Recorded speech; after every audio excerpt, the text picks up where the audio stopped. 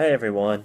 So this week our topic is on boundaries in the counseling relationship, which is something really important no matter what setting you're working in. The setting that I want to work in is the high school setting. So obviously I'll be working with students that range anywhere from 13 years of age to 22 years of age, since that is actually the legal age in North Carolina that students can attend school up to.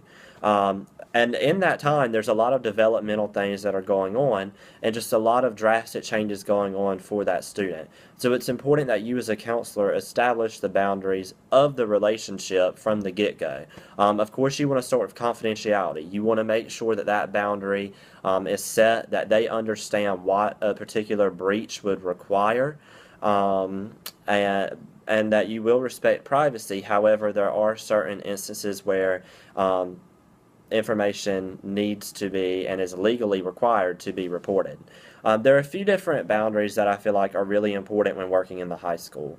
It's obvious that this is a time of developmental change and a stage where teenagers and adolescents go through puberty. So sexual encounters and sexual matters are some of the things that they may see you for counseling for. And if they're a dependent individual, then they may form an attraction to you. And that's where you as the counselor have to make sure they know that this is a professional establishment and that it is only a working alliance in order to work through their issues, not to engage in them. So that is definitely one boundary, knowing that there can be no physical content, no sexual activity with a client. Another issue that's kind of similar is the social aspect or possible friendship with students. I think it's really important to be close to your students and to understand who they are and where they are developmentally. But I also think it's really important that you lay the foundation that you're there to help them, you're there to relate to them, but that does not transmit into you as a school faculty member being one of their best friends. For instance, a lot of students will say, hey, will you come out to my ball game? It's a home game today, so maybe you can check me out playing. And that's fine.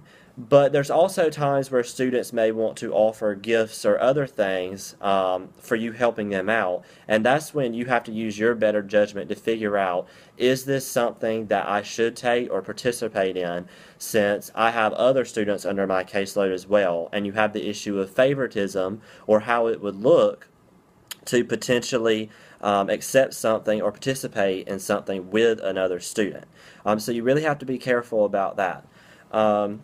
Another issue with students in the high school setting really has to do with diversity and spiritual matters. There's a lot of spiritual searching in the high school time frame. This is when individuals are really beginning to assess, who am I? What do I believe? And you as a counselor have to be aware of your own views, your own ideas, and not impose them on a student. For instance, I'm a very strong Christian. I'm a very strong spiritual person. My religion is really important, and it's something that really drives my decision making. However, I know that I'm not going to have students that necessarily believe what I believe. So we have to be careful and make sure that the boundaries in our own minds are set, that we're not going to impose our own beliefs. But we also need to let clients know that we're not going to try and push beliefs on them, even if we don't necessarily believe what they believe. We're here to put ourselves in their shoes and look at their life through a similar perspective and see how we can help them reach the goals that they are setting out to achieve. I think that the boundary that is most problematic in the school and is something that I think I will face the most would happen to be dual relationships with parents.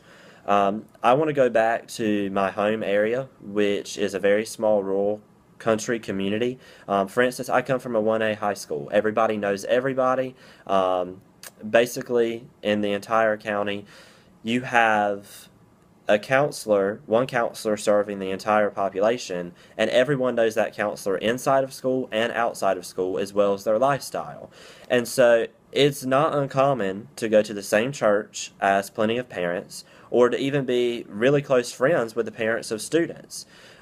So there might be situations where you are with parents from one of your students or parents from the specific caseload, And you have to be careful about showing favoritism to their students just because you are really close with the parents and guardians. And parents and guardians, their first priority are their children.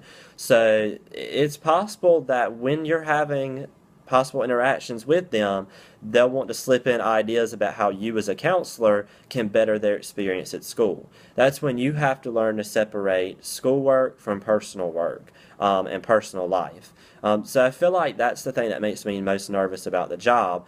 Not only having a dual relationship and making sure I'm treating every student equally, no matter if I know their family or not, but also just making sure that I'm maintaining my personal relationships if I do have to tell a parent, hey, I can't do this just because you're my friend.